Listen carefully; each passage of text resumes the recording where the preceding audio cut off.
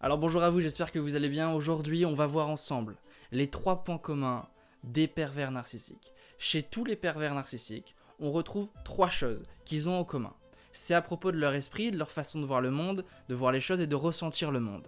Alors, ces 3 choses-là, j'aime bien imaginer une école de pervers narcissiques. J'aime bien imaginer une grande école où on enseignerait à des enfants comment devenir pervers narcissique. Spécial pervers narcissique. Alors bien sûr ça n'existe pas, le pervers narcissique n'est pas né comme ça, il est devenu dans son enfance, mais il n'a pas appris ça dans un livre, il l'a développé naturellement. Alors brièvement, comment on devient pervers narcissique? Très simplement, on a vécu quelque chose de douloureux dans l'enfance, et plutôt que de rencontrer ce côté obscur, plutôt que de rencontrer sa douleur et de l'exprimer, au contraire, il va décider comme mécanisme de défense de la projeter sur les autres et de renvoyer aux autres ce que lui-même a vécu. Donc il va faire souffrir les autres en retour. C'est une sorte de vengeance inconsciente quelque part. Alors ça dépend les types de PN, certains sont très conscients de ça et d'autres pas du tout. Mais voilà comment un pervers narcissique est devenu de cette manière. Alors bien sûr c'est beaucoup plus complexe, mais je pourrais pas vous expliquer ça dans une vidéo comme ça sur YouTube. Alors aujourd'hui par contre j'aimerais vous présenter ces 3 points communs. Ça, c'est 3 choses que tous les pervers narcissiques ont en tête. Alors, évidemment, c'est conscient ou inconscient, mais ils sont comme ça. C'est dans leur psyché, cette façon de voir le monde. La première chose, les pervers narcissiques sont tous des copieurs. Les pervers narcissiques sont des imitateurs, des copieurs. Alors, très simplement, le pervers narcissique, il est vide. Donc, il a besoin de se nourrir des autres. C'est-à-dire que un pervers narcissique enfant, il se rend compte qu'il n'est pas capable de ressentir les mêmes émotions que tout le monde. Il se rend compte que quand il voit une personne pleurer, il ne comprend pas pourquoi elle pleure. Il ne sait pas ce que ça veut dire que de pleurer. Il ne comprend pas la tristesse. Parce que le pervers narcissique ne ressent pas de la tristesse. Il ressent certaines émotions. La joie, par exemple, il ne la ressent pas. Il va ressentir à la place du pouvoir, de la jouissance. Mais il n'a pas le même bonheur que nous. Vous voyez, lui, quand par exemple, il fait une blague et il arrive à faire rire les autres, il va pas se sentir heureux. Non, au contraire, il va sentir qu'il a le pouvoir. Il va jouir de ce pouvoir-là. C'est complètement différent. Alors, je suis en train d'écrire un nouveau livre, Confession d'un pervers narcissique. J'ai imaginé un dialogue entre moi et un pervers narcissique, c'est fictif bien sûr, et je pose des questions à un pervers narcissique sur son enfance. Et c'est super intéressant, je l'ai fait à partir de mon expérience, de vos témoignages et de mes recherches. Et on voit par exemple un pervers narcissique, il s'appelle Franck dans mon livre, expliquer par exemple une fois il est en classe, il a 13-14 ans, et il apprend qu'un de ses camarades de classe vient de perdre sa maman.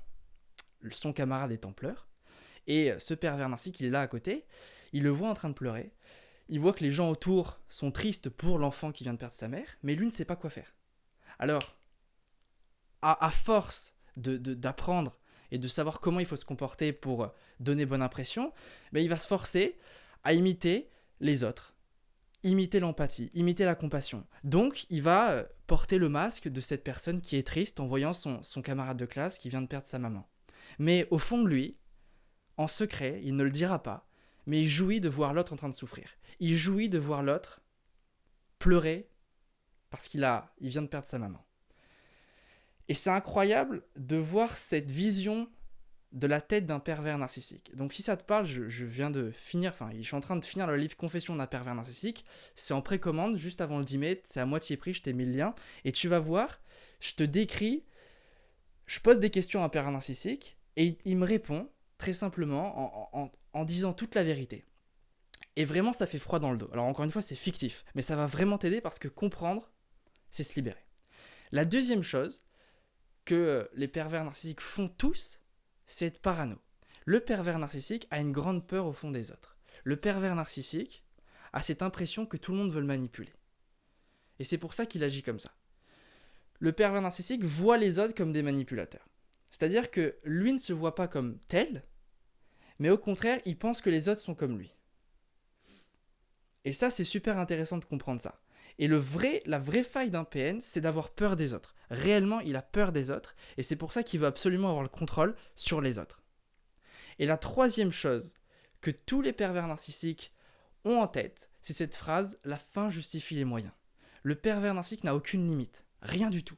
Il n'a pas de limite. Pour lui, tout lui est dû. C'est comme j'expliquais, vous voyez, quand il prend sa télécommande, il change de chaîne, il appuie sur le bouton, la télé obéit et ça change de chaîne. Eh bien, il se pense exactement pareil avec les êtres humains. Pourquoi les êtres humains ne devraient pas lui obéir? Il voit le monde de cette manière-là. Et pour en revenir aussi au fait que les pervers narcissiques sont des copieurs, sont des imitateurs, moi, vous le savez, à mes 12 ans, j'ai rencontré un prédateur sexuel et j'ai le souvenir de cet homme qui avait cette habitude d'aller tous les matins au cinéma. Alors évidemment, ça ne fait pas de vous un pervers narcissique si vous les allez tous les matins au cinéma, mais tous les matins, il allait au cinéma, il adorait le cinéma, il regardait énormément de films, vraiment beaucoup.